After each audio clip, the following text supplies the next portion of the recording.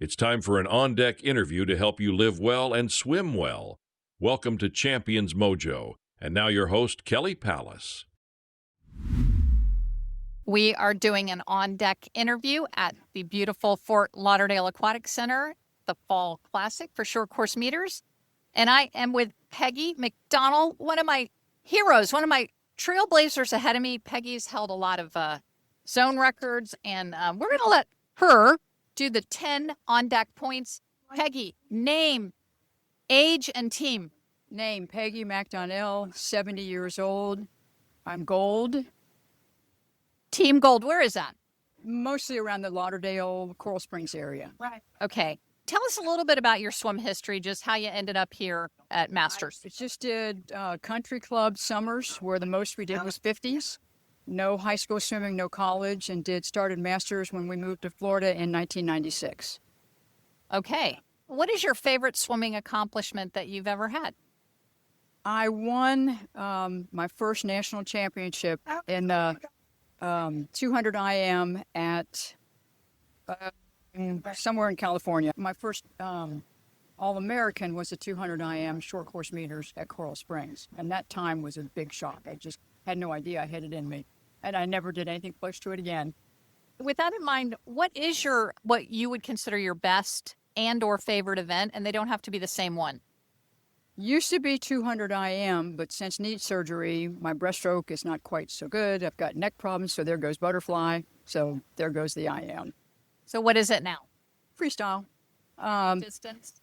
200, I guess. 200 free. That's a good event. Okay. So what is your current training regimen for, an elite 70-year-old master swimmer? How does that look for you? Well, a lot of my training is by myself. I just get workouts from my friend Mo years ago. And now I have a training partner down in Sailfish Splash, which is in Martin County. And she really busts my tail. She's 20 years younger than I am, but she really, really got me back in shape. I hadn't competed in about 4 or 5 years. So I started competing again in June. So you took 4 or 5 years off? We're still swimming, but just doing my own thing. And doing my own thing entailed, okay, no, I don't want to do that much. No, I'm not going to do that many. I'm going to go home now. Wasn't until in May or June I decided I wanted to try, because I was aging up, to see what I could do competition-wise, and got up with Margie and a few other people, and that's what really helped. So how many days a week and what kind of distance? Well, there it's 3 days a week, and she goes 4,000. I don't do that much. Mine up to 34, 35, every now and then 38 or something. If the college pool is open at all, I'll go there. I was driving up to Sebastian for a while, but for 2 years, their chillers and heaters weren't working. They fixed them, but now we got notification that they're going to be down for another 2 weeks, end of November, beginning December. Then I'll go sometimes to Leisure Square in Vero. It's just, I feel like I'm a swimming vagabond. What college? Indian River State College. I live 2 miles from there. Yeah, Indian River's great pool. Yeah.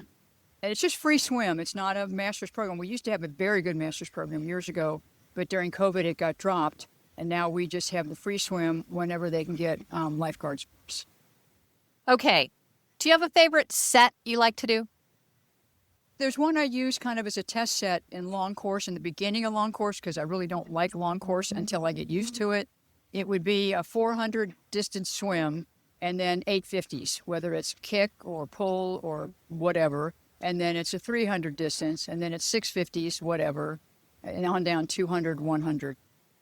What has been the biggest comeback in your life? It doesn't have to be in swimming. It could just be general in life. What's a good comeback story for Peggy? I broke my hand the year I aged up to 60 and was afraid I wasn't going to be able to go to nationals, but I did. I mean, that's about it, but it's not really a comeback. Well, I think coming back after injury is good. What Olympic swimmer, and it could be a historic one or a current one, would you like to have lunch with? Mark Spitz. Mark Spitz. That's a good one.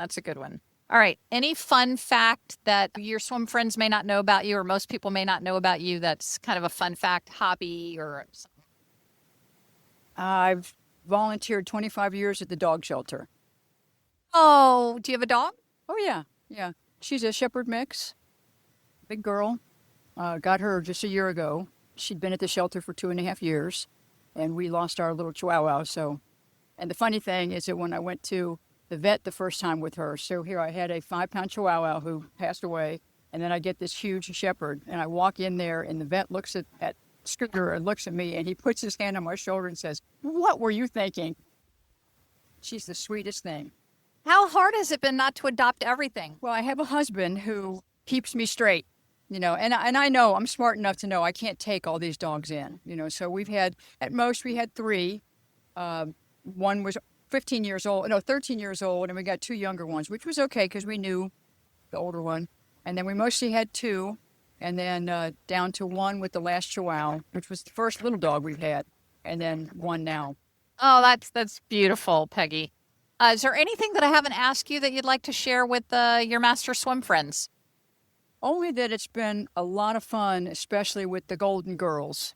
We have about 5 or 6 in my same age group, and we've done a lot of relays. When we were 55, we broke all 5 yards records in that season. And we didn't keep them very long. I think New England broke them all the next year. But that was fun, too. Yeah, you guys have rocked it. Well, you've been an inspiration to me. Thank you for spending this time. Thank you very much. Thank you for listening to the Champions Mojo podcast. Would you consider leaving us a 5-star review on Apple? That's like getting a best time for us. Kelly and our team would be so grateful. See you next week for another boost of mojo.